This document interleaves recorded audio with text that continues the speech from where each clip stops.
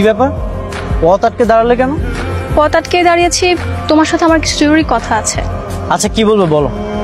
বলবো, একটু সময় দাও। তার আগে তুমি বলো, আমার কথা শোনার পর তুমি আবার আমাকে বকা দিবে না তো? কি ব্যাপার, হঠাৎ করে তোমার গলা সুর হয়ে চেঞ্জ হয়ে গেল কিভাবে? আর ডিরেক্ট আপনি থেকে তুমি হয়ে গেল কেন?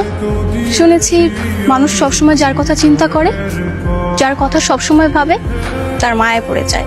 তুমি এই কথাটা কতটুকু বিশ্বাস করো? এসব দার্শনিক কথা পরে হবে। আচ্ছা বলো তো, এসব রহস্যের কারণ কি আসলে? ওই দিনের পর থেকে তোমার কথা আমি বারবার ভেবেছি। তুমি জানো, তোমার সাথে তখন বাজে ব্যবহার করা আমার একদম উচিত হয়নি।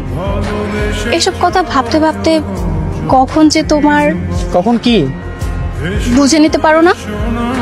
ও আচ্ছা, প্রেমে পড়ে গেছো, ভালোবেসে ফেলেছো আমাকে। বাহ, ভালো খবর তো। ভালো খবর তাই না?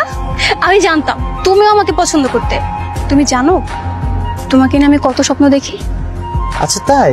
আচ্ছা কি কি স্বপ্ন দেখো আমাকে নিয়ে একটু বলো তো। দেখেছি তুমি আর আমি দুজন মিলে প্রেম করছি, আর তুমি আমার জন্য চাকরিটা ছেড়ে দিয়েছো। এরপর আর কি, তুমি বাইরের কোনো কোম্পানিতে চাকরি করছো, আর আমি কমিউনিটি ক্লিনিকে। বাহ, চমৎকার তো। তোমার অনেক পছন্দ হয়েছে তাই না? হ্যাঁ, আইডিয়াটা খুব দারুণ। আচ্ছা একটা কাজ করলে কেমন হয় বলো তো, আমরা প্রেম না করে ডিরেক্ট বিয়ে করে ফেলে চল। আমি চাকরি করবো, তুমি বাসায় থাকবো। আইডিয়াটা কেমন বলো তো? বিয়ে মানে এসব কি বলছো? এখনই কিসের বিয়ে? আমি তো চাকরি করব তাই না?